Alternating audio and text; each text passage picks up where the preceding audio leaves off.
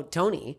I've talked shit about the show, about the idea. This is my idea on it. Yeah, tell me. And here's the thing: you are an exception to the rule I'm about to say. Well, okay. And I'm saying it. There's some people who are getting these careers. How long have you been doing comedy for? Well, so I was an improv guy. We talked about that a little bit for like a decade. So a decade. So that's already start. Let's start right there. 10 fucking years. You already are doing comedy. Okay, that's it. Improv. Doesn't matter. I started in improv. In my opinion, people who started in improv are way better at crowd work because we slappy, goofy, zip, zop, zoop. We've done stupid fucking shit. Yeah. We know how to talk to people. We know how to get laughs off of literally a singular word in the audience. Yep. 10 years already. Yeah. I'm talking about the people who've been doing comedy for 1 minute, who go and kill Tony, get this big fucking break, start selling out these shows. People go to watch them live. They have maybe 20 minutes, and then they do a half-hour question and answer period. That's where my problem is. Can you bleep out a name, but tell me who you're talking about? There's several. I talk to the clubs every week, and I go. You can't say the name. I really want to know. I think them. I've heard he's a big meet and greet, and I think was doing a lot of them before we're bleeping this out, Sam. I think. I think is that some of these comics have gotten too big before their time is right. I'm not saying they never would have if they put the time in. What did Club say about? Was it like in the beginning of? I think it was in the beginning. Yeah, where he would come in and then he would do literally 20 minutes of material and then just have people ask questions. Right. Which is insane for people like me and Jordan Jensen who are pumping out new hours. But I was that guy. You were. I mean, for sure. I had. Take it all back. Get the fuck off my you should. show. You should. I gotta go. Get the hell out of here. No, I gotta get the fuck. I gotta get the fuck out. But I just feel like if you've already been doing comedy for 10 years, even if it was improv. Yeah, but doing it. Been doing it for stand up for 10 years and stuff like that. Then maybe he's not who I'm thinking of the example. Then I don't know everyone's name. Yeah. I'm sweating. I don't care if we can hear the fan. I'm fucking melting in here right now. No, you're good. My You're good. You're good. Mustache is gonna. You're good. Shout out Steph for saying what has been needed to be said for years now. Listen, I don't know if it has to be fear, right? It has to be fear of being able to get to the next level. Fear of not being able to work in the circuits around the mothership. Fear of getting exercise. Is that right? Exercise? You know what I mean. Finally, someone's saying it. Because I've heard through the grapevine that there are a few comedians out there that run 20 minutes of a set and then brings up people and talks to them, allowing the look, you're the comedian. You're supposed to create the funny, but instead you're bringing people up, embarrassing people, allowing them to create the funny for you. I say, listen, I get it. You're trying to get the bag. Go get the bag. But you are watering down the community of stand-up. You're making Austin look like a cheap thrill. You make Austin look like a gimmick. You look like you are not taking it serious.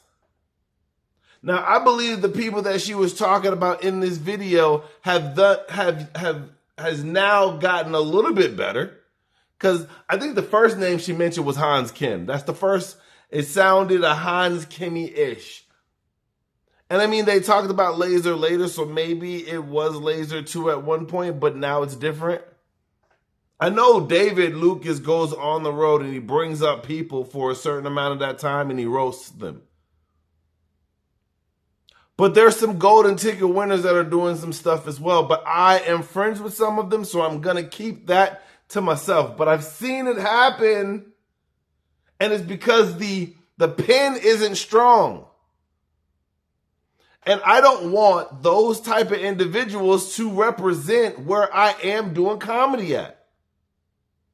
Because it tells people on the outside, whether it be fans or fellow comedians, that people that are not ready are getting opportunities that people that have been working years upon years don't even get. And they found a loophole through trying to fulfill those 45 to an hour.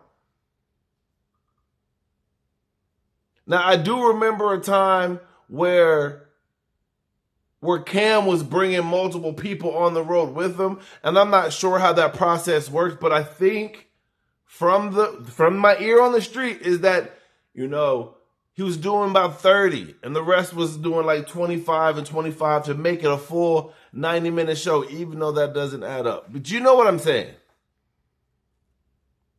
Now, some of the people are going to pick it up and get it. Then some people are going to be lazy and be like, well, this is easy. Well, why not?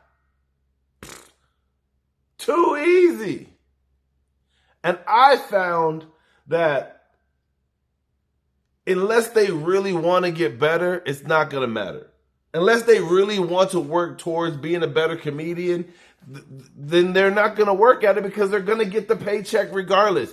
And I don't think that some of those individuals realize that you get one rap around the country, and then after that second time, people are going to be like, I'm not going to see this bullshit. Do you know how high gas prices is, and you're going to give these people a mediocre attempt at comedy? I'm just happy that Steph said something. Because, she already called out how the mothership was, treated her and her opener, which I can't vouch for. I wasn't there, but you can't tell someone how they felt or how they were treated. But what I will say is that a lot of these comics that are getting on this show,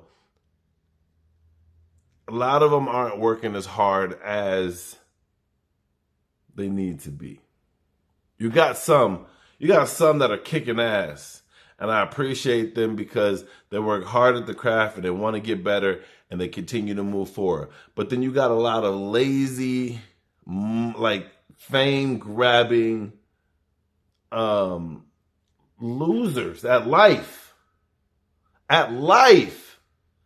But they're getting these opportunities. So kudos to them. Hey, I'm not a hater. If that's how they're going to get it, let them go get it. But you are watering down comedy. Y'all tell me what y'all think in the comments. Do you think that someone that is a headliner goes out and does 20 minutes and then 30 minutes of crowd work or 30 minutes of Q&A? Do you think that's a good show? Would you pay for that show? You let me know how you feel in the comments. I'll holler at y'all on the next one.